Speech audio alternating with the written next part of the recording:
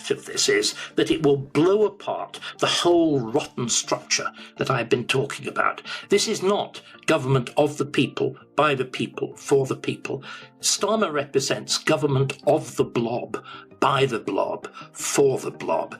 And when it fails, it will be the blob that failed, not Britain. I think we should be talking about cancelling the Prime Minister, shouldn't we, really? This is the sort of thing, and I'm making a bit of a joke of it, but it's actually a very close line to being serious. This is the kind of thing that got people put in jail back in July. The man, the myth, the political PowerPoint presentation masquerading as a leader. Watching Keir Starmer try to steer the country is like watching someone attempt to assemble IKEA furniture without tools, instructions, or any real idea of what they're doing, but still insisting it's all going perfectly. He's the political equivalent of lukewarm tea, serviceable in theory, but lacking any real substance, conviction, or warmth. Technically, he functions as a leader, but in practice, he delivers nothing that inspires, unites, or even satisfies. A man perpetually present in politics, yet somehow managing to disappoint at every single turn. I've never met Keir Starmer, I'm delighted to say, but we have, as they say, previous. At the time of my cancellation back in 2020, Starmer was the only person in public life who wanted poor little Darren Grimes and me to be charged under the Section 6 of the Public Order Act, which I think carries mandatory imprisonment and up to 6 years.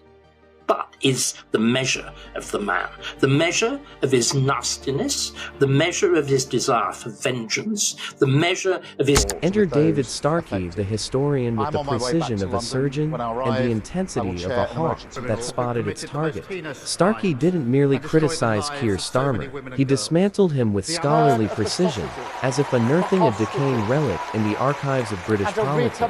Starmer's entire public image, that carefully polished facade of competence and control, was torn apart in minutes. Starkey cut through it with the force of a sledgehammer wrapped in Oxford eloquence. It wasn't just a takedown, it was an intellectual autopsy. Layer by layer, he exposed the emptiness beneath the surface political blandness, dressed up as brilliance, and presented it to the public as what it truly is, a fossilized symbol of mediocrity in motion. Sentences of up to 6 years. Now, even the Times, that was not very sympathetic, wrote a third leader saying, this is mad.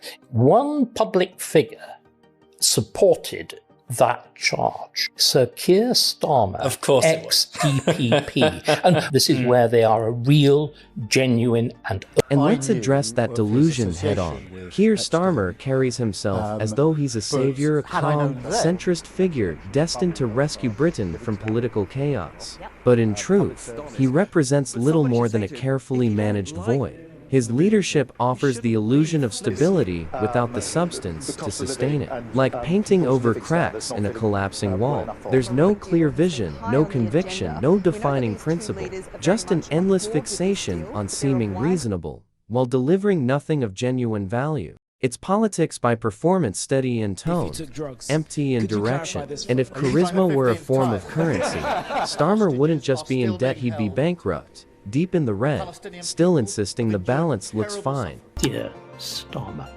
this constant fact that he harks on about being chief prosecutor. He's not, you know, he's called Director of Public Prosecutions. But chief prosecutor, what does it make him sound like? It makes him sound like a figure out of Stalin's Russia. In Starmer's eyes, he is clearly of impeccable character. He is... Starkey didn't need to shout or grandstand, he simply laid out the obvious. Starmer isn't leading. He's managing Britain's decline through bureaucracy. What we're witnessing isn't leadership, it's project management, endless committees, polished briefings, and statements so sanitized they could have come from a health and safety manual.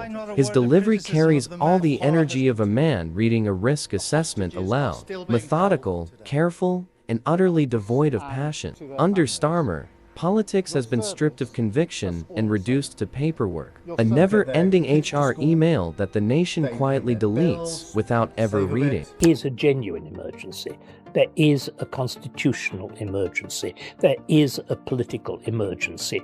These things are manifestly malfunctioning. The proposals, the new Labour, the renewed Labour, actually it's just old New Labour proposals of Gordon Brown, will make a bad situation even worse. They will destroy what little faith there is in politics and politicians. Yes, but with a very heavy heart. Yes to a referendum. Of course, Starmer believes he's being strategic, that by avoiding firm positions, he can appeal to everyone. But politics doesn't reward hesitation. You can't bore your way into leadership. Yet that seems to be Starmer's entire calculation. Stand still long enough, and perhaps the public will mistake indecision for authority. The problem is, the country's starting to notice. Voters aren't inspired. They're confused, left staring at a leader who appears permanently stuck between pause and play, waiting for conviction to finally load. Starmer's quite extraordinary. He's like kind of speak your weight machine. What are they? We have working people. We have dear me. I've heard them so often. My father is a toolmaker. All these phrases constantly recurring, almost as though it's a kind of computer. It's almost like I've used an old-fashioned phrase, to speak your weight machine. He's a kind of AI, but he's not. AI would do it very, very much better. Very much better. Because Starmer is something different. And then there's the constant flip-flopping, a defining feature of Starmer's leadership. If political convictions were shoes, he'd have an endless wardrobe. One day, he pledges bold reform. The next, he buries those same promises beneath layers of polished, corporate jargon. He campaigns as though he's already apologizing for any commitments he might accidentally keep. The only thing consistent about Keir Starmer is his inconsistency, and that, perhaps, is his most reliable trait. Historian David Starkey spotted it instantly. His frustration was palpable. This is the best the Labour Party can offer. Every time Starmer speaks, the temperature in the room seems to drop. He doesn't connect with people. He manages them clinically, cautiously, as though engagement were a spreadsheet exercise. Drop him into a pub in Newcastle, and you'd half expect the taps to stop working out of protest. The problem is, and this is, we're going back to Starmer or whatever, the left in particular just believe in a culture of words. The absurd dispute about Elon Musk and doing that, or rather that, which shows he's a fascist. Here is a man who has just spent £44 billion making sure that X has freedom of speech. I don't think freedom of speech was very high on Adolf Hitler's list. But it's this, the entire left is about words and gestures. This is the man who somehow managed to make Jeremy Corbyn seem interesting by comparison. Say what you will about Corbyn, at least he believed in something. Starmer, on the other hand, behaves like a contestant on The Apprentice. Political addition, every policy a pivot, every answer a risk assessment. And yet, he expects the public to rally behind him. Rally behind what, exactly? His unspoken slogan might as well be, "I'm not the other guy." He's less a leader and more a placeholder, a void in a suit. The political equivalent of elevator music. Technically functional, but utterly forgettable, and nobody asked for it in the first place. Starmer, as the Baldwin biography makes clear, has fundamental and indeed fundamentalist beliefs. He is a believer in the supremacy of law. That doesn't actually mean the supremacy of law, it means the supremacy of lawyers, of people like him. He believes that basically human society should be constructed according to rules made by people like him, which are enforced by people like him, and prevent anybody else who is not like him from having a say in anything. And it's through the device of this strange thing called human rights law. David Starkey, a man who's actually read a book or two, wasn't about to let that FOD slide. He looked past Starmer's polished exterior and began peeling it back, layer by layer. But instead of finding depth or conviction, what emerged was something far duller, a vacuum disguised as leadership. Beneath the scripted phrases and carefully rehearsed sound bites lies a man who stands for nothing except the desperate hope of not offending anyone who might, someday, vote for him. And that's the real danger, because when you stand for nothing, you fall for everything. 1 week, he's pledging to defend workers' rights. The next he's reassuring bankers over lunch. One day, it's climate justice. The next he's quietly tiptoeing around oil lobbyists as if sneaking into a meeting he wasn't meant to attend. What I'm really struck by, much though I detest this government, the situation that it's finding itself in is actually starting to force it to think.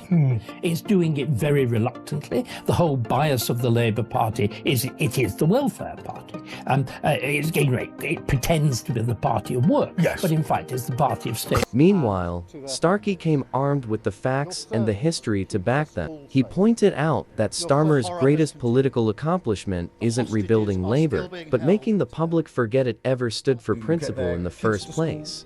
Starkey didn't resort to outrage or theatrics.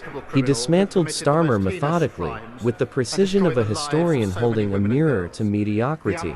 He reminded viewers that Britain once had leaders defined by courage, conviction, and above all, backbone. By contrast, Starmer resembles not a statesman, but an office intern who somehow stumbled into management. His chronic fence-sitting has left him riddled with political splinters. On Brexit, the economy, immigration, education, the pattern is always the same. Make a vague statement, face backlash, retreat into ambiguity, blame miscommunication, then smile awkwardly and move on. It's exactly this. And instead, what Starmer's done is to dare to go back to fundamentals. But does he know what he's doing? Does he really, well, he does now, know what an extraordinary can of worms he's opened? I mean, part of the problem, isn't it, is Starmer is a man with absolutely no sensitivity to language. Starmer did not write this speech. Of course he didn't. Starmer doesn't write any of his speeches. He thinks and talks like an automaton. Somebody has put these words in his mouth. Does he? At this stage, even Labour members have stopped getting angry. They've simply resigned themselves to disappointment. It's the weary sigh of a party that expected leadership and got a PowerPoint on teamwork instead. Starmer's version of opposition feels less like political challenge and more like managed mediocrity, organized disappointment dressed up as strategy. Even the Conservatives must occasionally look across the aisle and wonder, is this really the man trying to unseat us? And then come the public appearances. You can see the rehearsal, the mirror practice, the careful scripting, but the delivery still lands with all the impact of a damp sponge on cold tiles. There's no passion, no conviction, no real connection, just the hollow echo of resignation, wrapped in the sterile scent of printer ink and committee notes. So Starmer and I have previous. How's he gone so badly wrong? Well, several people, I mean, if you think of Rosie Duffield's magnificent letter, she points out that this is a man who is now Prime Minister of the country who had no political experience.